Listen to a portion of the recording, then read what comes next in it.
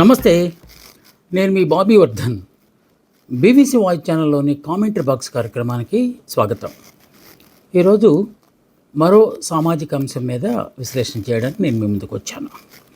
ఈ మధ్యకాలంలో మనం ఎక్కువగా వింటున్న మాట ఓటీటీ, ఓవర్ ద టాప్. ఇది సినిమాలకు సంబంధించింది, అలాగే వెబ్ సిరీస్కి సంబంధించింది. మన సినిమా పరిశ్రమలో సాంకేతిక విప్లవంలాగా వచ్చి అనేక మందికి జీవనోపాధిని కల్పించింది, కానీ అనేక మందికి జీవనోపాధి లేకుండా చేసింది. ఇప్పుడు దీని గురించే ఇవాళ మనం మాట్లాడబోతున్నాం. సినిమా నిర్మాణం అనేది 24 శాఖల సమాహారం, అంటే 24 క్రాఫ్ట్స్ అంటాం దాన్ని మనం. 1913లో మూకీగా ప్రారంభమయ్యి 1931 నాటికి టాకీగా అవతరించింది ఈ సినిమా.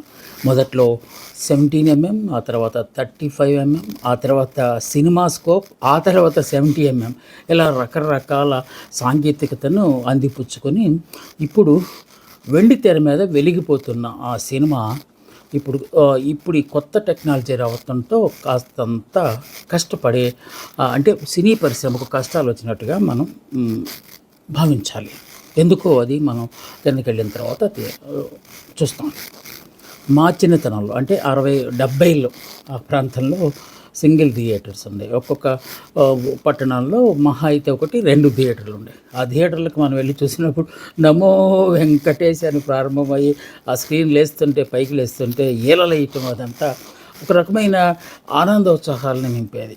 కొత్తగా ఏదైనా సినిమాలు అలాంటి ప్రాంతాల్లో, ఈ సింగిల్ థియేటర్ ప్రాంతాల్లో, మరీ పట్టణ నగరాలు అయితే సినిమా రిలీజ్ అయిన రోజే అక్కడికి వస్తుంది. కానీ పీ సెంటర్స్, సి సెంటర్స్ అంటాం కదా, అలాంటి చోటకి సెకండ్ రిలీజ్, థర్డ్ రిలీజ్కి వస్తాయి. అయినప్పటికీ క్యూలో నిలబడి చొక్కాలు చించేసుకుని తమ అభిమాన హీరో సినిమా ముందే చూడాలనే ఒక ఉత్సాహం అప్పట్లో ఉర్రూతలూగించేది.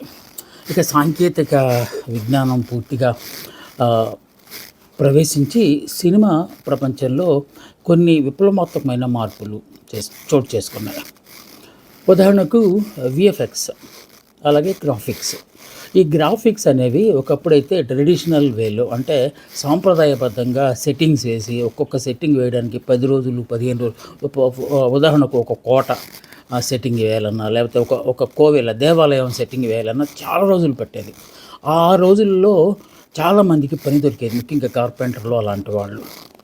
సో ఇప్పుడు వాటి స్థానంలో ఈ ట్రెడిషనల్ పద్ధతి నుంచి సాంకేతికం వైపు వచ్చింది. దాన్నే మనం గ్రాఫిక్స్ అంటాం. ప్రతిదాన్ని గ్రాఫిక్స్ ద్వారా సృష్టించడమే ఈ తాలూకు దీంతో. అలాగే విఎఫ్ఎక్స్, మనం ఒకవేళ న్యాచురల్ లైట్లో కనుక షూట్ చేస్తే అది సక్రమంగా రాకపోతే మళ్ళీ రీషూట్ అనుకున్నప్పుడు అదంతా ఏం లేదు, రంగులని పూర్తిగా మార్చేసి, ఉదాహరణకు ఒక హీరోయిన్ ఒక్క చీర కట్టుకొని డ్యాన్స్ చేస్తే ఆ తర్వాత ఆ చీరను అనేక రకాలుగా మార్చడానికి కూడా ఇప్పుడు గ్రాఫిక్స్లో, విఎఫ్ఎక్స్లో సర్వసాధారణం అయిపోయింది. దీనివల్ల కూడా కొంతమంది ఉపాధిని కోల్పోయారు. ఇప్పుడు ఓటీటీ వచ్చేసింది కొత్తగా. ఓటీటీ రావడంతో మల్టీప్లెక్స్ థియేటర్స్ అనేవి రావాల్సి వచ్చింది. ఇప్పుడు సింగిల్ థియేటర్లో మెల్లమెల్లగా రూపాంతరం చెంది, ఒకవేళ వాళ్ళు కనుక స్థితివంతులైతే వాటిని మల్టీప్లెక్స్లుగా మార్చడం. అంటే మల్టీప్లెక్స్లకు ఉన్న ప్రత్యేకత ఏంటంటే ఒకే థియేటర్లో 4-5 స్క్రీన్లు, అంటే ఒకే సినిమా అన్ని స్క్రీన్లు ఆడాల్సిన అవసరం లేదు.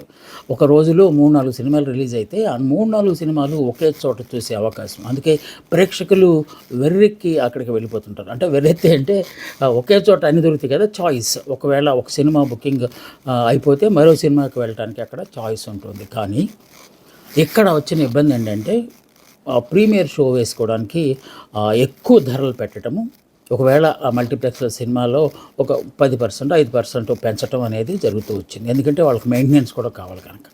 ఒక ఫ్యామిలీ మల్టీప్లెక్స్ థియేటర్కి సినిమాకి కనుక వెళ్తే, ఒక ఇద్దరున్న వైఫ్ అండ్ హస్బెండ్ పిల్లలిద్దరితో కానీ సినిమాకి వెళ్తే మినిమం 2,000 రూపాయలు ఖర్చు అవుతుంది.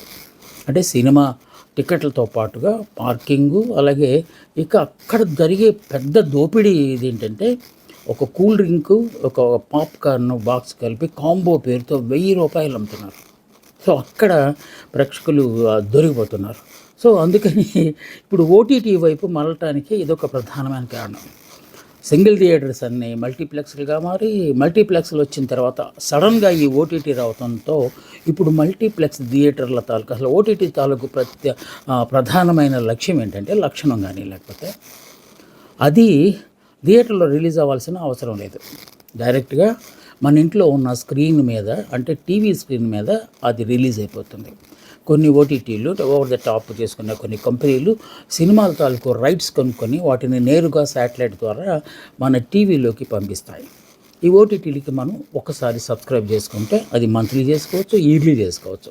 అంటే ఒకవేళ మనం ఒక ఓటీటీ దీనికి ఆహా లాంటిదో లేకపోతే ఈటీవీ విన్ లాంటిదో కనుక మనం ఒకసారి సబ్స్క్రైబ్ చేసుకుంటే అందులో వచ్చే సినిమాలు ప్రతిరోజు మనం చూడవచ్చు. ఆ స్ట్రీమింగ్ అవుతున్న అన్ని రోజులు, అలాగే ఎన్నిసార్లు చూడాలంటే అన్నిసార్లు చూడవచ్చు. ఎందుకంటే చాలామంది తమ అభిమాన హీరో సినిమా కనుక థియేటర్లో రిలీజ్ అయితే ఒకసారి 2 సార్లు 3 సార్లు ఎలా చూసే అలవాటు ఉన్న వాళ్ళు కొంతమంది ఉంటారు. అలాంటి వాళ్ళకి ఓటీటీ అనేది ఒక పెద్ద వరంలాగా. ఎందుకంటే ఎన్నిసార్లైనా చూడొచ్చు. అక్కడైతే కిక్కిరిసి వెళ్ళ చెమట కక్కుకుంటూ టికెట్లు కొనుక్కొని వెళ్ళి, అఫ్కోర్స్ లోపలికి వెళ్ళిన తర్వాత ఏసీ ఉంటే ఉండొచ్చు, కానీ ఎంతో కొంత గందరగోళం ఉంటుంది. కానీ ఇంటి దగ్గర అయితే మన సోఫాలో జారి పడుకోనో లేకపోతే ఇంకా రకరకాల భంగిమల్లో మనం ఆ సినిమా చూడటానికి ఆస్కారం ఉంది. ఎటువంటి రెస్ట్రిక్షన్స్ ఉండవు, లేకపోతే పరిమితులు ఉండవు కనుక ఎక్కువ మంది ఈ ఓటీటీ వైపు మరుగుతున్నారు. 2008 నుంచి మనకి ఈ ఓటీటీ హవా మొదలైంది. కానీ ఇప్పటికీ 2025 నాటికి మన దేశంలో ఓటీటీ ప్లాట్ఫామ్స్, ఇది ఇంటర్నెట్ ఆధారంగా పనిచేసే ఒక సోషల్ మీడియా ప్లాట్ఫామ్ అనుకోండి ఓటీటీ అనేది. సో దాని ద్వారా వేల కోట్ల రూపాయల బిజినెస్ జరుగుతుంది. మనకు మొత్తానికి మన రాష్ట్రంలో ఉన్న ఈటీవీ విన్ లేకపోతే ఆహా వాటితో పాటుగా ఇంకా అన్ని రాష్ట్రాల్లో రకరకాల ఓటీటీలో G5 వాళ్ళది ఉన్నది, ఇలా వాటితో పిలుచుకున్న మొత్తం దేశంలో 60 ఓటీటీ ప్లాట్ఫామ్స్ ఉన్నాయి ఇప్పటికే. ఈ 60 ద్వారా 2025 చివరి నాటికి 25,000 కోట్ల రూపాయలు ఆదాయం వస్తుందట. దాన్ని ఇదే రేంజ్లో కనుక పెరుగుకుంటూ పోతే 2030 నాటికి దీని ఆదాయం 50,000 కోట్ల రూపాయలకు పెరుగుతుందనేది ఒక అంచనా. ఓటీటీతో ఉన్న ఇంకో సుగుణం ఏంటంటే, ఓటీటీతో కేవలం సినిమాలే కాకుండా, కొత్త సినిమాలే కాకుండా వెబ్ సిరీస్ అని ఇంకా కొన్ని వస్తున్నాయి. అంటే మనం ఇప్పుడు టీవీ సీరియల్ చూస్తాం కదా, అవే కొంచెం అటు సినిమా కాదు ఇటు సీరియల్ కాదు, దానికి మధ్యలో ఉండేదాన్ని మనం వెబ్ సిరీస్ అంటాం. అంటే వెబ్సైట్ ద్వారా వచ్చే సినిమాలు అనమాట ఇవి. అవి నాటకం అనుకోవచ్చు, లేకపోతే ఏదైనా సీరియల్ అనుకోవచ్చు, రకరకాలుగా అనుకోవచ్చు. కానీ ఓటీటీలో రిలీజ్ అయ్యే సినిమాలకు కానీ, ఓటీటీలో ప్రసారం అయ్యే వెబ్ సిరీస్కి కానీ సెన్సార్ ఉండదు. అందువల్ల ఏ డైలాగ్ అయినా సరే అక్కడ చెప్పడానికి ఆస్కారం ఉంటుంది. ముఖ్యంగా బూతు లేకపోతే శృంగారాన్ని చూపించవచ్చు, ఏదైనా అక్కడ రెస్ట్రిక్షన్స్ లేవు కనుక ఎక్కువ మంది అటువైపు చూస్తారు. ఒకవేళ సినిమా కనుక మన థియేటర్కల్ రిలీజ్ అంటాం, అదే సినిమా ఓటీటీ రైట్స్ కొనుక్కొని ఓటీటీలో కనుక ప్రసారం చేస్తే సెన్సార్కు ముందు ఉన్న సీన్స్ అన్నీ దాంట్లో ఉండడానికి ఆస్కారం ఉంటుంది. ఎందుకంటే ప్రస్తుతానికి దేశంలో ఓటీటీకి సెన్సార్ నిబంధన అనేది లేనేలేదు. సర్టిఫికెట్ లేకుండా అది సినిమా రిలీజ్ అయిపోతుంది. అందుకే చాలామంది హీరోలు కొన్ని సన్నివేశాలు ఆ సినిమాకి తప్పనిసరిగా ఉండాలి అనుకున్న కొన్ని సన్నివేశాలని సెన్సార్ బోర్డు కనుక మనం సమర్పిస్తే వాళ్ళు వాటి కట్స్ పెడతారు. అందువల్ల చాలామంది ఏం చేస్తున్నారంటే ఓటీటీకి ఎక్కువ ధరకు అమ్మేస్తున్నారు. అంటే మామూలుగా సాధారణంగా రిలీజ్ అయిన సినిమా ఒక 2 నెలలకో 3 నెలలకో కనుక ఓటీటీలో కనుక ఇప్పుడు ఆ 3 నెలలు సేమ్ లేదు. ఒకప్పుడైతే 100 రోజులు ఆడితే ఆ 100 రోజుల తర్వాత మళ్ళీ రకరకాలు, ఇప్పుడు 100 రోజులు ఏమో వారం రోజులు ఆడితే టాప్ గ్రాస్ వచ్చేస్తుంది. లేకపోతే ఎందుకంటే పాన్ ఇండియా రిలీజ్ చేస్తారు, లేకపోతే ఆ మాటకు వస్తే పాన్ వరల్డ్ అనేది కూడా వచ్చింది కదా. ప్రపంచవ్యాప్తంగా కొన్ని వేల థియేటర్లలో సినిమాలు రిలీజ్ చేస్తున్నారు కనుక ఆదాయం వెనక్కి వచ్చే ఆస్కారం ఉన్నది. సో 10 రోజులకే 15 రోజులకే ఓటీటీలోకి వచ్చేస్తుంది కనుక చాలామంది ప్రేక్షకులు థియేటర్కి వెళ్ళి సినిమాలు చూడాల్సిన అవసరం లేదు. ఎందుకంటే ఒకటి ఖర్చు, పెద్ద ఖర్చు, ఇందాక మనం చెప్పుకున్న ఫ్యామిలీకి 2,000 అన్నట్టుగా ఆ ఖర్చు, లేకపోతే మళ్ళీ ముందు వెళ్ళిపోయి వెయిట్ చేసి సినిమా చూసి మళ్ళీ ఇంటికి రావటం, మళ్ళీ ఒకవేళ పిల్లలు అడిగితే మధ్యలో ఏదో డిన్నర్ బయట చేయటం, ఇలాంటి కార్యక్రమాలు అన్నీ ఉంటాయి కనుక అందుకని ఏం చెప్తున్నారు, సినిమాకి వెళ్దాం అనగానే ఎందుకు 10 రోజులు ఆగితే ఓటీటీలో వచ్చేస్తుంది కదా అనే ఒక ధోరణి కూడా వచ్చేసింది. దానివల్ల టీవీ స్క్రీన్స్, పెద్ద పెద్ద టీవీ స్క్రీన్స్ ఇళ్లలో పెట్టుకుంటున్నారు. ఆ టీవీ స్క్రీన్స్తో పాటు వాటికి వసుదా వచ్చిన సౌండ్ బాక్సులు కాకుండా సౌండ్ బార్లని లేకపోతే ఊఫర్లని పెట్టుకేసుకుని ఒక సినిమా థియేటర్ అట్మాస్ఫియర్ని ఇంట్లో తెచ్చేసుకున్నారు. దీన్నే మనం ముద్దుగా హోమ్ థియేటర్ కల్చర్ అంటాం. సో దాంట్లో సినిమా మనం థియేటర్లో ఏ విధమైన సినిమా చూస్తున్నామో, ఫర్ ఎగ్జాంపుల్ డిటిఎస్ అలాంటిది ఏదైనా ఉంటే ఇక్కడ ఊఫర్లోంచి మనం పెట్టుకున్న స్పీకర్ తాలూకు కెపాసిటీని బట్టి అదే ఎఫెక్ట్లు వచ్చే ఆస్కారం కూడా ఉంది. సో అందువల్ల ఎక్కువ మంది ఓటీటీల వైపు వెళ్తున్నారు. కానీ ఓటీటీ సాంకేతిక పరంగా గొప్ప విజయంగా మనం భావించాలి. దాదాపు దేశంలో ఇందాక మనం చెప్పినట్టు 60 ఓటీటీలు ఉన్నాయి. 50,000 కోట్ల రూపాయలు బిజినెస్ చేస్తున్నారు. ఇప్పుడు ఇంకా ఓటీటీలో నేరుగా సినిమా రిలీజ్ అయితే ఇందాక మనం చెప్పుకున్న 24 ఫ్రేమ్స్లో చాలా విభాగాలు ఎగిరిపోతాయి. దాంట్లో వాళ్ళకి పని దొరకదు. ఇందాక మనం చెప్పుకున్నాం, ఒక సెట్ వేయడానికి చాలామంది కార్పెంటర్లు, ఆర్టిస్టులు అందరూ కావాల్సి వస్తారు. ఇప్పుడు అలాంటి పరిస్థితి లేదు. అన్ని గ్రాఫిక్స్తోనూ వాటితోనూ తయారు చేసే ఆస్కారం ఉంది. అదిగాక చిన్న థియేటర్లు, చిన్న సినిమాలు చాలా గొప్ప గొప్ప సందేశాలతో తీస్తారు. కానీ ఇక్కడ ఒక చాలా పెద్ద సమస్య ఉన్నది. సినిమా రిలీజ్ అవ్వడానికి థియేటర్లు కావాలి. మంచి సినిమా అనుకోండి, మంచి అంటే అఫ్కోర్స్ కొంతమందికి మంచి, కొంతమంది చెడు కావచ్చు. ఒక సందేశాత్మక సినిమా తీయాలనుకున్నాడు. ఈ కమర్షియల్ వేవ్లో కూడా ఏదో ఒక సందేశం, సామాజిక బాధ్యతతో సినిమా తీయాలనుకున్న వాళ్ళు చిన్న సినిమాలు తీశారు. వాటికి థియేటర్లు దొరకలేదు. ఎందుకంటే ఈ థియేటర్ల యాజమాన్యాల గుత్తాధిపత్యం వల్ల చిన్న సినిమాలు వెనకబడిపోతున్నాయి. అలాంటి వాడికి వరం ఓటీటీ. ఎందుకంటే వాళ్ళు థియేటర్ల కోసం వెయిట్ చేయాల్సిన పని లేదు. ఎందుకంటే ఓటీటీకి ప్రేక్షకులు లేరా అంటే కోట్ల సంఖ్యలో ఉన్నారు.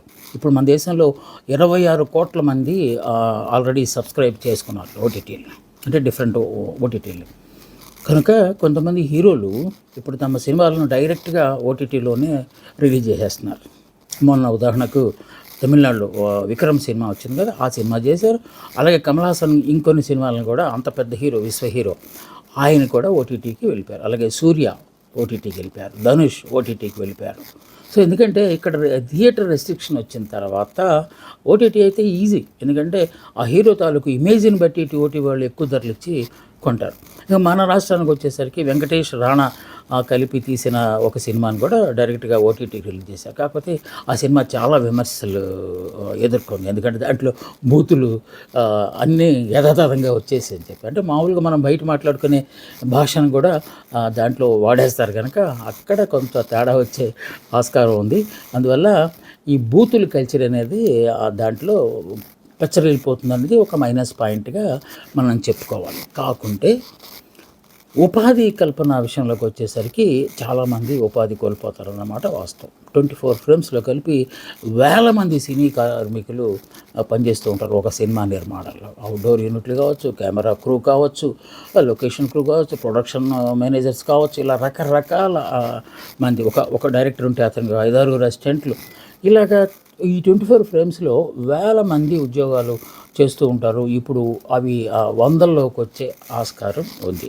ఎందుకంటే టెక్నాలజీ, ఉదాహరణకు ఇప్పుడు రెడ్ కెమెరా లాంటి టెక్నాలజీ వాడి సినిమాని కనుక తీస్తే దానికి ఇంకా ప్రాసెసింగ్ అలాంటిది ఏమో డైరెక్ట్గా డిజిటల్ ఫామ్లో సినిమా థియేటర్లకు కానీ లేకపోతే ఓటీటీలకు కానీ వచ్చేస్తుంది. మల్టీప్లెక్స్ టెక్నాలజీ వచ్చిన తర్వాత సింగిల్ థియేటర్స్ అన్నిటిని పడగొట్టేసేసి మల్టీప్లెక్స్ థియేటర్లు కట్టారు. మల్టీప్లెక్స్ థియేటర్లు కట్టిన తర్వాత ఈ ఓటీటీ రావడంతో వీటి పరిస్థితి ఏంటి? అదొక పెద్ద ప్రశ్న. చాలా కోట్లు ఖర్చు పెట్టి ఆధునీకరించి దానికి అన్ని హంగులు సమకూర్చి ఈ మల్టీప్లెక్స్ థియేటర్లు కనుక ఏర్పాటు చేస్తే అక్కడ సినిమా రిలీజ్ అవ్వకుండా అది డైరెక్ట్గా ఓటీటీ టీవీలో కనుక వచ్చేస్తే పరిస్థితి ఏంటి అనేది, అంటే ఒక్కొక్కటి వచ్చి కొంతమంది ఉపాధిని తీసేస్తూ ఉంటుంది కదా. దీన్ని మనం ఏమంటారంటే చిన్న చేప పెద్ద చేప చిన్న చేపను తినేయటం, అంటే మనిషి పిక్కు తినడం. ఇక్కడ సినిమా కోసమే వచ్చిన ఒక ఓటీటీ టెక్నాలజీ ఈ ట్రెడిషనల్ సినిమా అనే దాన్ని మింగేస్తుంది కనుక దీన్ని మనం సినిమా క్యానబాలిజం అనొచ్చు. మనిషిని పిక్కు తినడాన్నే క్యానబాలిజం అంటారు, బట్ ఇది సినిమా క్యానబాలిజం.